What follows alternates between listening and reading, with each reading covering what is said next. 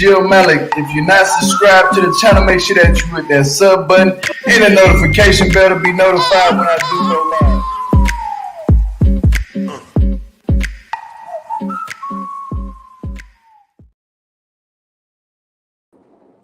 Like, comment, and subscribe. Hit that notification bell to be notified anytime we do go live. Feel free to contact Gio on Instagram at Gio_set_it. Somebody let me know if you can hear me.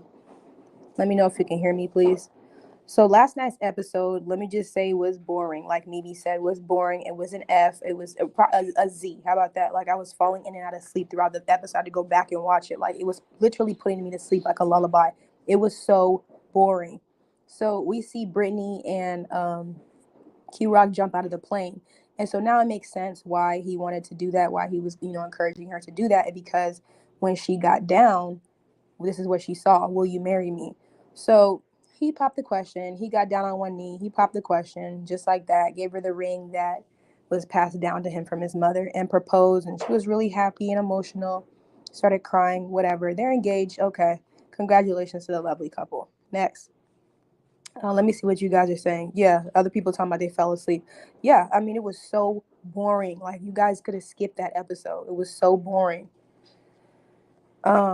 Next, we had Miley Grace. She was going to go move back in with her mother, Lindsay. And so Lindsay was decorating the house. Her boyfriend, Blaine, has a son. I forgot his name, Kyrie or something. 8 years old. He's living with them as well full time. So it's going to be a family of 4.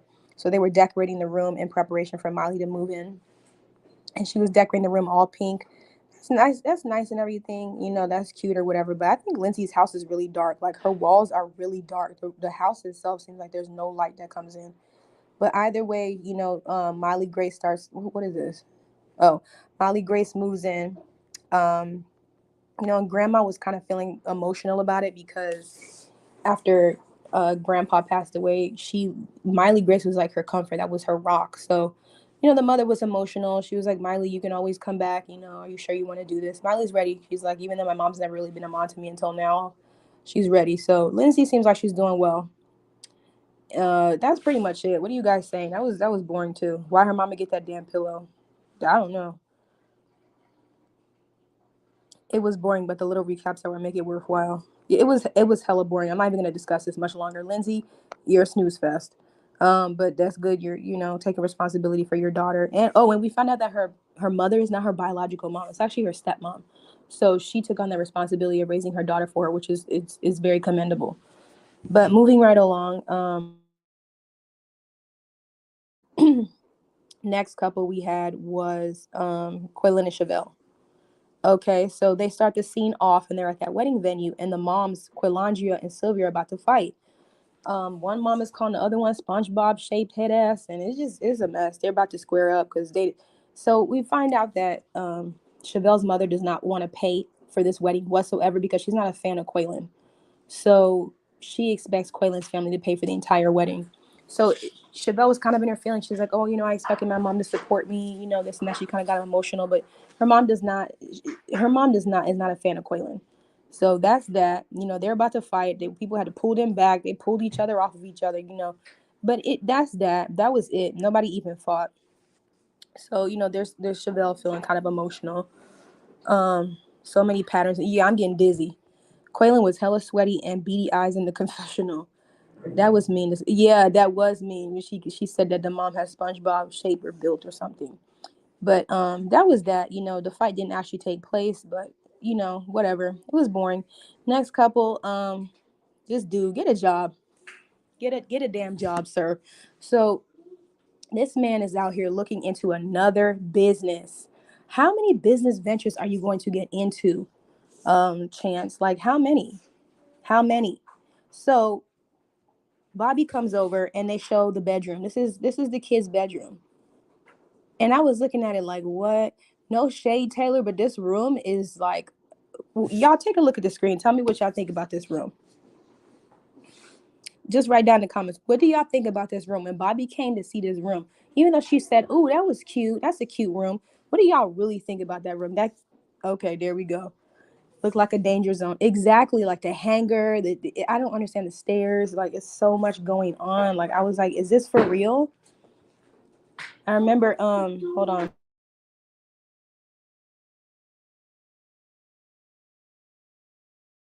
So yeah, the room is not looking that great.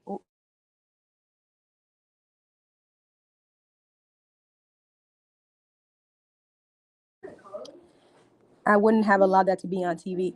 Somebody said trap room, hot mess, a mess. I didn't like the way the room looked either. I was like, whoa, what is going on here? What? But anyway, Bobby comes over and she's like, oh, I have some news to share with you guys. They're like, oh, are you pregnant? She's like, no, but I'm getting engaged. I plan on marrying my new boyfriend. So he seems like a really, level-headed type of guy. I think that he's good for her. So that's that. And then there's this fake scene at the end where Bobo, whatever his name is driving up and down their house talking about where's your man? This is the guy that Chance owes $1,000 to. Talking about where's your man? That seems so scripted. The way he sped down the street, like how much are they paying you to do these fake donuts down the street? Chance is doing the most, always scamming. He tore her whole house up. Who would purchase? Thank you. I'm getting to that too.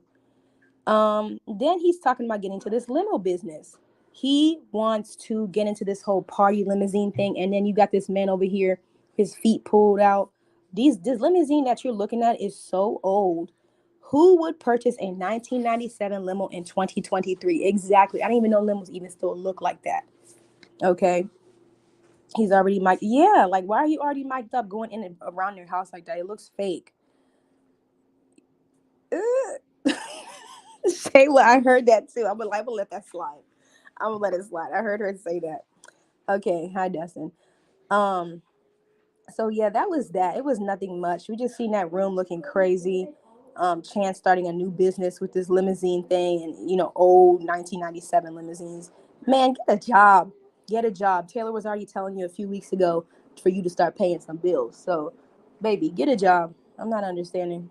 Get a job. So anyhow, next we have Melissa and Louie. I don't know what was going on. They had a barbecue at her family's home, and I didn't like the way they were talking to Louie. I don't. I feel like they were ganging up on him. They were judging him. It's like, well, what are you going to do out here? You go from working flipping pieces in Georgia. What kind of job are you going to get up here? I just didn't like it. And the dad was coming on way too strong. Like, oh, here comes Melissa. If there's any garbage, she always manages to pick it up. It's like you guys just can't give him the benefit of the doubt. If you don't, I didn't like how they were doing her. I mean, how they were doing him. Like it didn't make any sense. You guys are being way too mean. Somebody said they're trashy. They talked to Louis exactly, and then the dad with the whole base bat thing. Like, are you trying to intimidate him or something? Like, what are you doing? Is that the Italian way? Like we don't get cops involved. And why are you disrespecting the man? He's doing the best he can.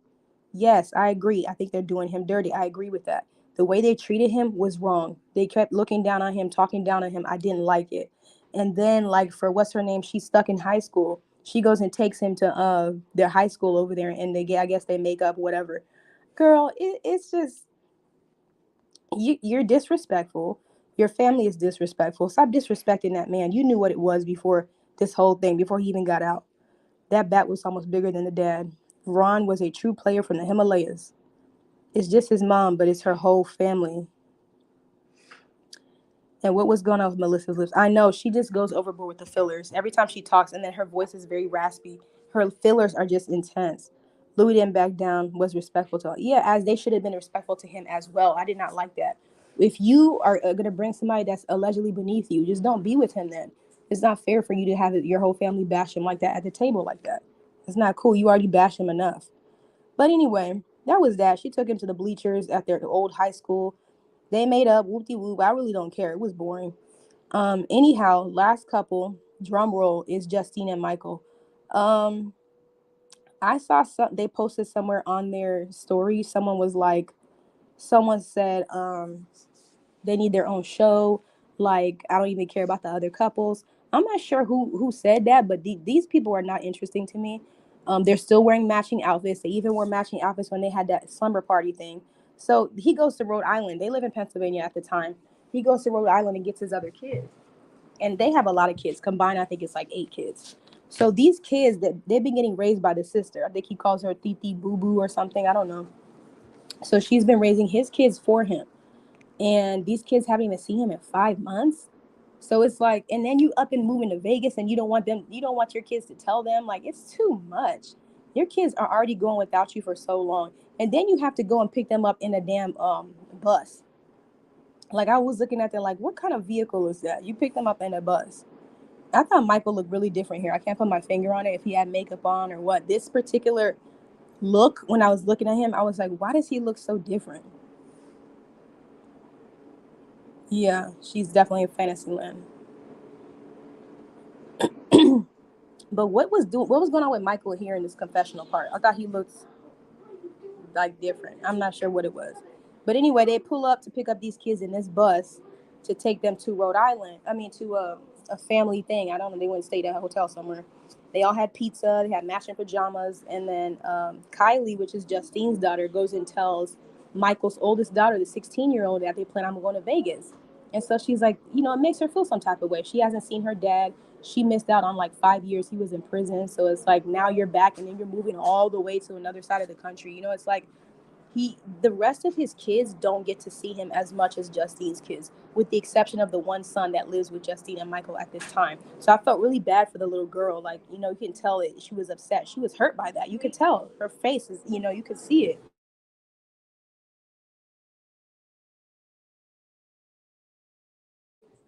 You can see that she's very hurt. She just wants her dad, and she can't have him. He white. Oh, is that what it was? His teeth got whiter. I couldn't put my thumb on it. Justine and him need to stop twinning. It's ridiculous.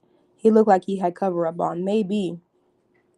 Who thinks Gigi got her daughter to tell the kid that? I have no idea.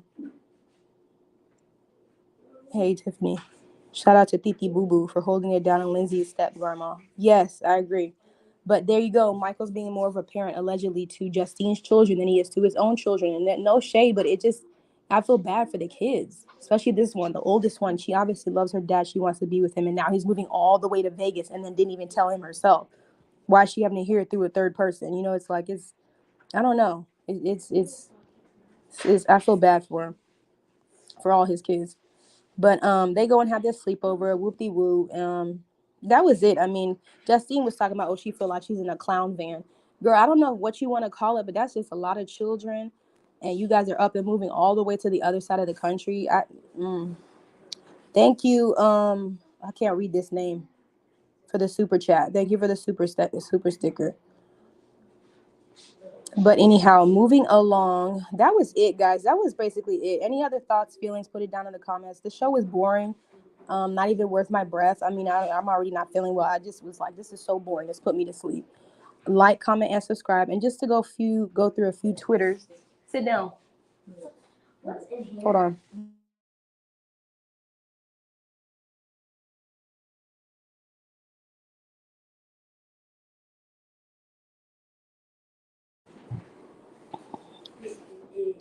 Lindsay still ain't taking accountability. She's blaming Scott for her going back to jail and coming between her and her daughter. I saw that. Yes. She was like, she literally was, I don't know, was Lindsay even clean when she got out when she was with Scott? Because to me, she looked really off. And those piercings and the dark makeup in her hair, she looked crazy. Her carving and stuff in her desk. Scott didn't put you behind bars. You did that to yourself, honey. Take accountability for that. You going chasing after a man. It was just like, what? The episode was dry. It was boring. Absolutely.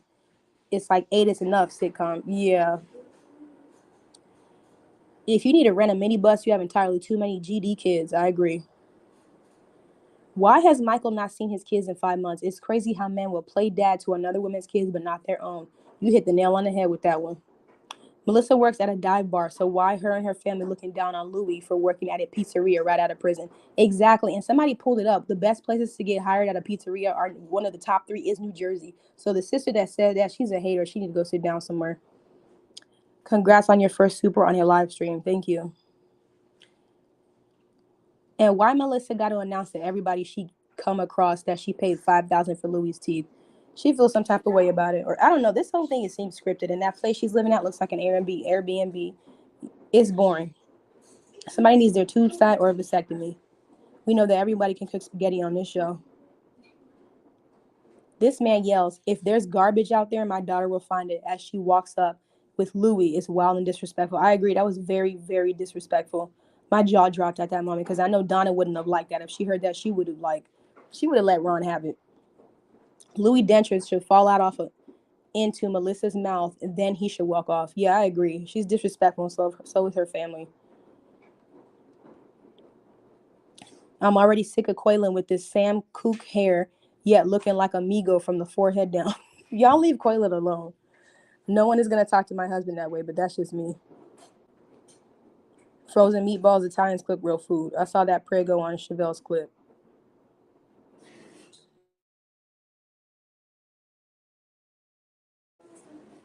That old ass limo is not, and I repeat, not about to make that kind of money. Chance is so damn gullible. He's a fool. He's like one of those people that starts a new business every which way possible.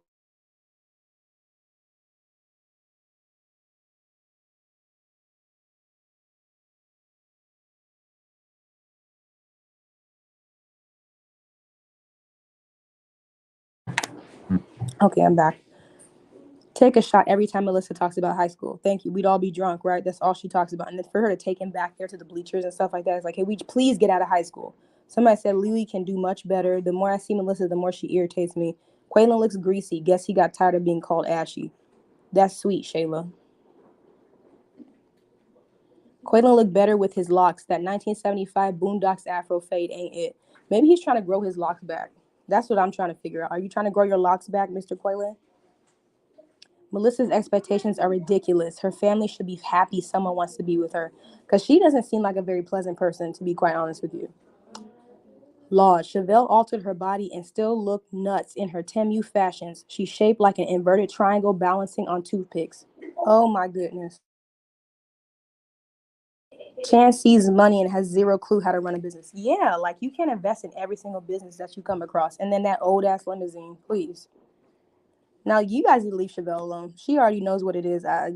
Give her some time.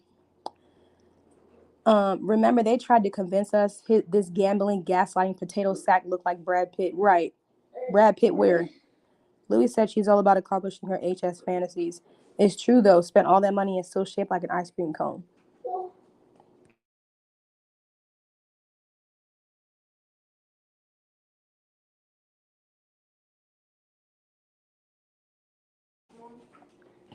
The fake ass storyline. Exactly. How are you already mic'd up? These two magpipes still dressed alike? Jeez, oh peas. Yeah, it's getting really corny. And the last one, I sure as hell ain't taking financial investment advice from someone who can't even wash their feet. You guys don't miss anything. The bottom of his feet were dirty. Maybe Chance to give Melissa and Louie a ride way back to 1997. Y'all really caught that his feet were dirty. I have to zoom in and see that the bottom of this man's feet are dirty. And was that a junkyard where they were? All those cars look really old and beat down. But anyway, like, comment, and subscribe. Hit that notification bell to be notified anytime I do go live. This episode was a snooze fest. I give it an F. Okay, it was a flop. They should have just kept it. We don't want to hear all this boring stuff. I don't know, Justine and Michael, y'all think y'all made the show? I really don't think you do. It's quite boring, to be quite honest with you. But anyhow, on a brighter note, stream their song "Gangsta Shit" on YouTube. You know, Justine actually does a part on that song, and it's on the community page. You guys can go listen to it. They want to get the numbers up, stream their music. Woo woo. Other than that, yeah, worst episode. Worst. Not even worth a review. Everybody's saying F. Chance's prison buddy driving up and down. The boring ass episode deserves all the F's I'm seeing in the comments. F, F, F. Boring. You're boring. Other than that, have a great weekend. Exactly. F.